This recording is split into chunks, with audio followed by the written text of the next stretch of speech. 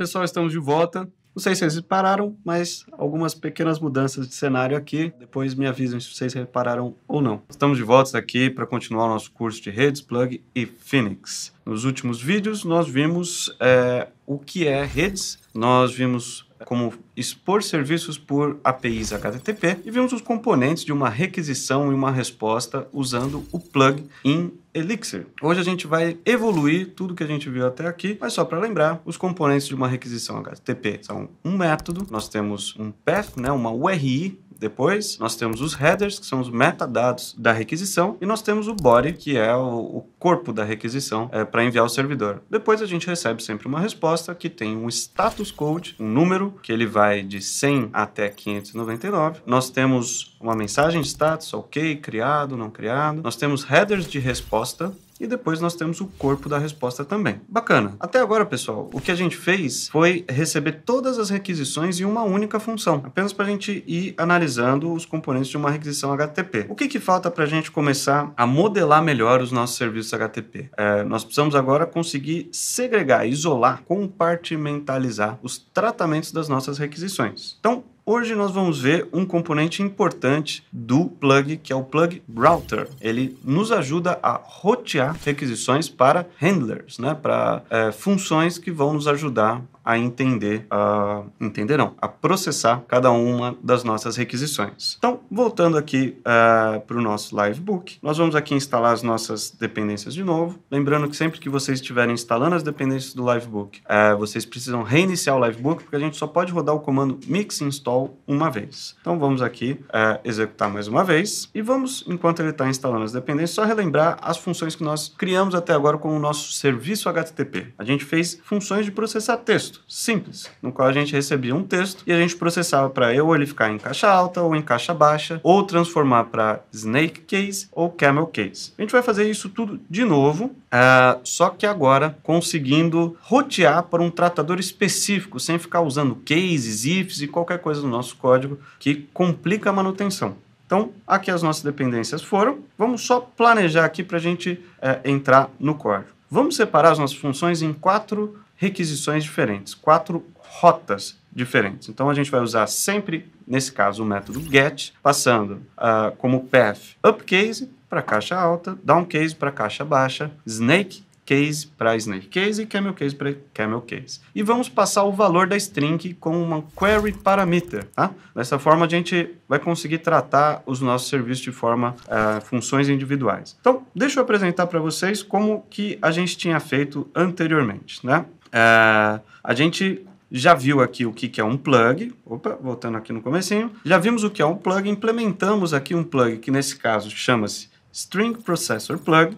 Ele é um behavior, nós estamos implementando algumas funções que esse behavior define. Inicialização, como a gente já viu, para passar opções de inicialização para o plug.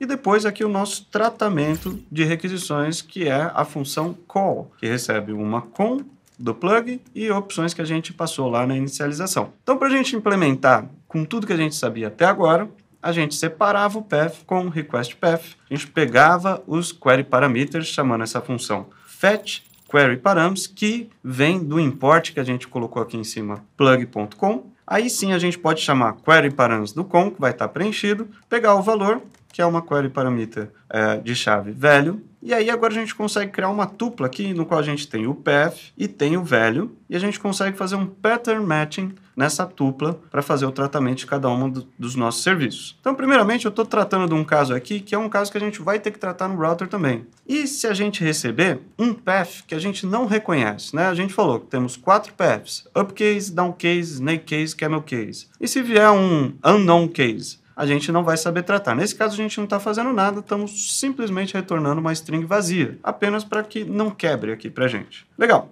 Aqui a gente tem o upcase, aqui a gente tem o downcase, snake case e o camel case. Legal. Então, esses serviços que a gente está querendo expor aqui, a gente vai tratar recebendo aqui na tupla, como a gente falou, value é o value que a gente separou ali do query parameter. Para upcase, vamos chamar aqui o string upcase, sem segredos, e vamos mandar na resposta aqui, Então, o value vai retornar um valor tudo em caixa alta, e na resposta teremos aqui um status 200, respondendo e acabou. Legal. Downcase, mesma coisa, chamando uma função também do módulo padrão string. É um módulo que vem em toda a instalação do Elixir. Snake Case, a gente vai chamar uma função que a gente já vai ver a implementação aqui embaixo, tá? Snake Case, basicamente, a gente vai pegar a string e vai trocar todos os espaços por underline, né?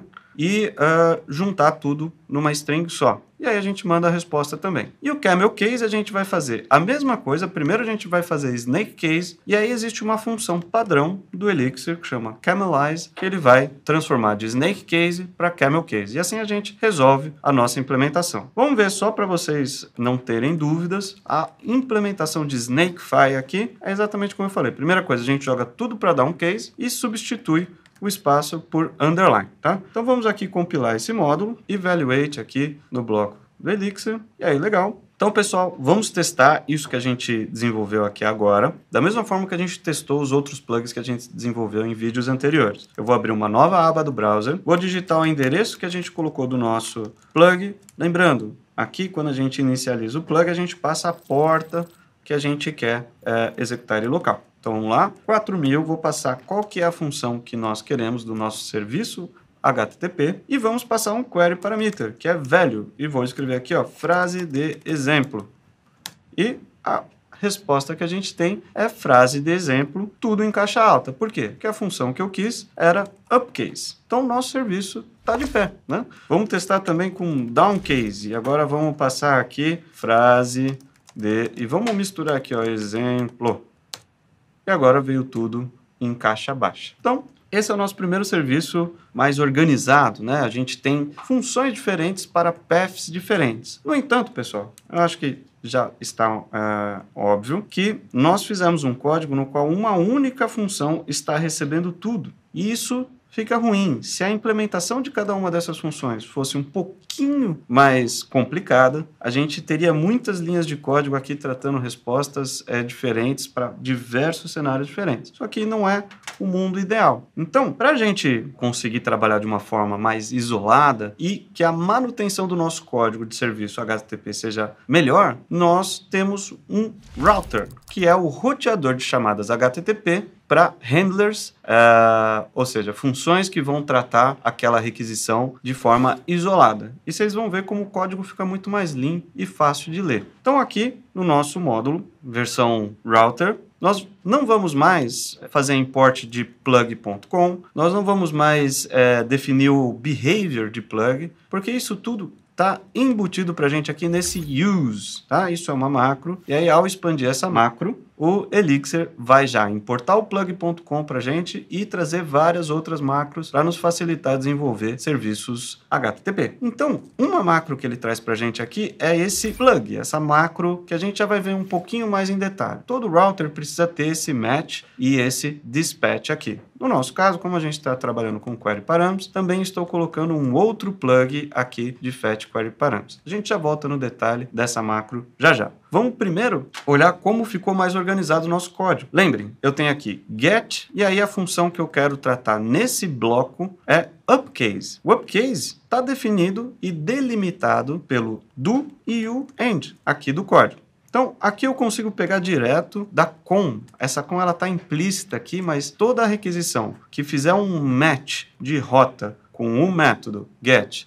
e o path vai cair dentro desse bloco aqui e ele nos dá essa variável com já implícita, que é a requisição que chegou para a gente. Então, eu consigo pegar aqui o query parameter, separar em uma variável de value e executar a mesma coisa, pessoal. Ó. Send resp, passando com, passando o status que a gente quer, no caso 200, e chamando a função upcase de string, exatamente como a gente fez anteriormente. Só que agora de uma forma mais isolada, de uma forma mais organizada para a gente trabalhar. Legal. E aqui eu tenho a mesma implementação para os outros casos. Downcase, snake case, que a gente chama a função snakefy, é a mesma função que a gente definiu anteriormente. E também o camel case, que a gente chama snakefy e depois chama macro camelize. E aqui eu tenho um match genérico, que é parecido com o que a gente fez anteriormente na primeira cláusula do nosso case. Lembra que a gente conversou sobre quando chegar uma requisição de um path que a gente não conhece? E olha que legal, nesse caso aqui a gente já está usando um outro status code de resposta. Isso é um padrão comum em serviços HTTP, que a resposta 404 quer dizer não encontrado. Então, como é uma rota que a gente não encontrou, vamos responder com 404 not found. E aqui embaixo também posso definir funções, ainda é um módulo normal de Elixir que a gente pode complementar da forma que a gente quiser. Então temos aqui de novo a função Snakefile. Vamos ver se isso funciona mesmo. Então eu vou aqui, vou chamar evaluate. Então, legal, fizemos aqui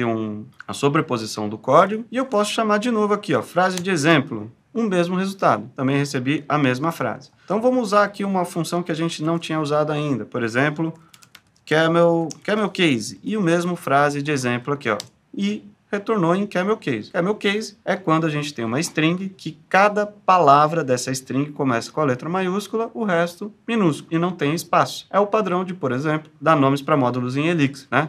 Igualzinho o nosso String Processor Plug aqui, tá? Vamos testar também o Snake Case. Então, a mesma frase, vamos testar agora com exemplo. Snake underline case, passando o velho, frase de exemplo. Reparem, todo torto aqui, ó. Tem coisa em caixa alta, caixa baixa e misturado. E Snake Case veio também com o resultado correto, que é cada palavra em caixa baixa separado por um underscore. Né? Por esse traço aqui embaixo. Legal, pessoal. Então, a gente viu agora uma forma e uma ferramenta que esse framework, essa lib da comunidade Elixir tem, que é o plug e, no caso, o plug router. E como ele nos ajuda demais a simplificar a implementação de forma mais organizada de serviços HTTP. Existe, como a gente viu lá em cima, uma macro mágica, né, que nos ajudou. Por exemplo, quando a gente implementa sem o plug, a gente precisa chamar essa função aqui, ó, fetch query params. Isso por quê? Porque o query parameters não é algo que a requisição lê automaticamente. A gente precisa pedir em código que ele leia da conexão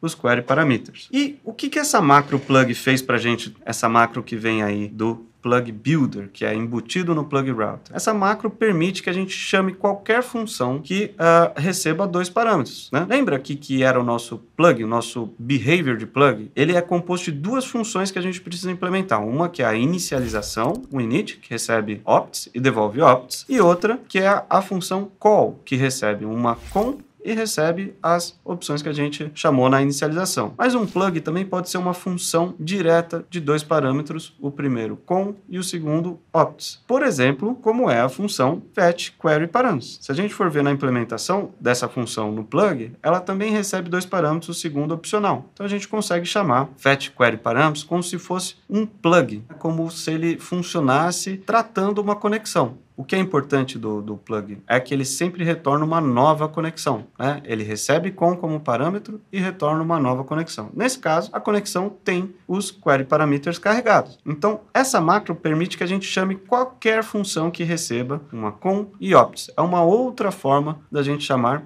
plugs. E a gente pode definir nossa própria função interna, por exemplo, para, por exemplo, tratar de autenticação, de autorização, de tracing, que é saber se esse request de onde ele veio, se ele veio de um outro serviço nosso, se ele veio de um aplicativo mobile e qualquer outra coisa que a gente imaginar que tenha que ser feito na conexão antes dela cair na nossa implementação do serviço, né? Então é uma ferramenta muito poderosa que a gente tem para trabalhar com serviços HTTP. Aqui em cima, no nosso plug, né, String Processor Plug, a gente chama três funções importantes aqui. O match é uma função implementada dentro do router que vai saber qual que é a implementação daquele serviço. Ele vai olhar para a com que chega da requisição e ele vai ver qual que é o método e qual que é o path. E ele vai tentar fazer o pattern matching dessa rota para uma implementação de bloco nosso. O fetch query params, como a gente já falou, é uma função de plug.com e ele simplesmente carrega os query parameters que existem numa conexão, numa requisição que chegou, para que a gente possa trabalhar com eles já parseados, com eles já tratados em um mapa para a gente. E o dispatch é o que efetivamente vai chamar o bloco que deu match naquela rota. Então, é assim que a gente faz um router simples com plug. Legal, então a gente já sabe agora trabalhar com roteamento de serviços, né? Ou seja, receber uma requisição, saber aonde que a gente precisa tratar, a gente já sabe chamar plugs como macros que carregam dados da conexão e já fazem um pré-processamento dela, retornando uma conexão nova com esses dados já carregados. O que falta para a gente? Ainda está muito ruim para nós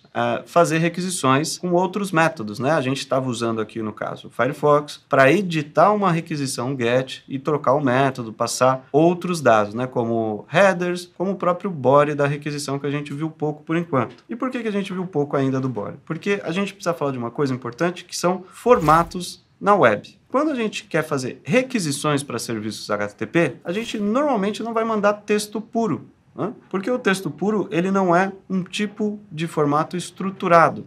A gente precisa estruturar os dados que a gente está enviando e aquele que a gente está recebendo para que a gente possa fazer validação de tipos de dados, para que os dados possam ser compostos, por exemplo. Como é que eu mando objeto, né, ou uma estrutura de dados que tenha vários atributos? E para isso, a web, né, padronizou alguns formatos que ficaram mais famosos. Por exemplo, JSON. Né? O que quer dizer JSON? JavaScript Object Notation. É uma notação de JavaScript que o mundo popularizou e que é muito simples da gente trabalhar com dados estruturados. Outro exemplo de formato é o XML, que é o Extensible Markup Language. É uma forma da gente também criar dados estruturados e ele tem uma estrutura um pouco mais rebuscada do que o JSON. Ele fica um pouco mais complexo também. E temos recentemente Protobuf, por exemplo, né, que é Protocol Buffers, muito utilizado em serviços mais modernos, mais recentes. Isso porque o Protobuf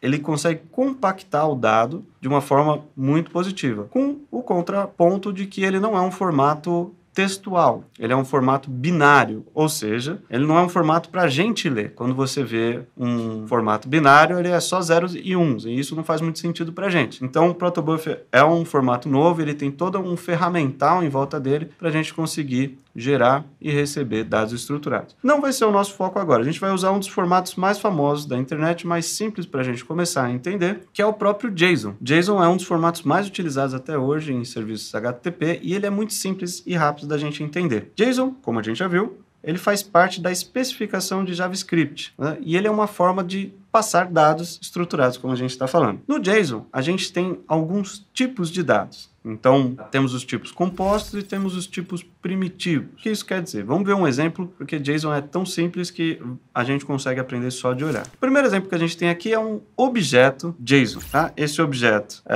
ele começa com a chave e ele tem atributos. Ele tem, por exemplo, aqui um atributo com o nome Olá.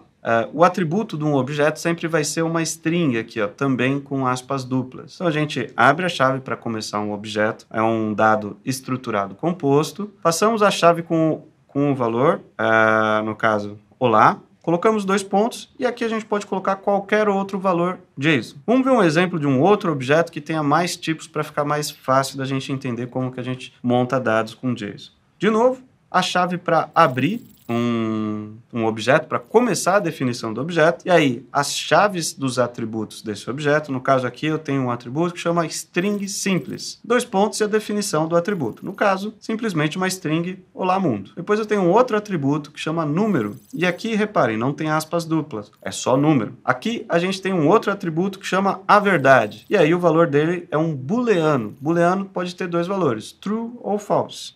Aqui a gente pode, só para exemplificar, que o valor de um atributo de um objeto JSON pode ser outro objeto JSON. Então, aqui a gente tem um atributo que chama outro mapa e a gente tem na definição dele, começando com a chave para a gente iniciar o objeto. E aí, dentro desse segundo objeto, a gente tem um outro atributo que chama outro, um valor string mapa. E em JSON também a gente trabalha bastante com listas. A gente tem mais um atributo aqui que chama lista de valores e a definição dele é uma lista. A lista a gente começa com um colchete, depois a gente pode colocar qualquer valor separado por vírgula, tá? E termina a lista com outro colchete. Isso aqui é uma forma da gente organizar dados estruturados. A gente já consegue, olhando para isso aqui, visualizar como a gente poderia, por exemplo, criar um usuário num serviço HTTP. A gente teria que mandar as informações desse usuário para um serviço. Em vez de ser texto puro, a gente pode mandar um JSON. E esse JSON poderia ter nome, poderia ter idade, poderia ter endereço, qualquer outra coisa que a gente precise no nosso usuário. Basta que a gente coloque atributos dentro desse objeto e esses atributos tenham tipos especificados como valores. Legal. Então, para trabalhar com JSON em Elixir é muito simples. A gente tem uma biblioteca padrão da comunidade, a das mais usadas, chama JSON. Aqui, um exemplo de uso dessa biblioteca. A gente cria uma string, no caso estou criando uma string de várias linhas aqui, estou pegando exatamente o exemplo que a gente digitou aqui em cima, termina a string. E aí eu vou transformar de uma string para um mapa nativo Elixir. Então vamos executar isso aqui, ó.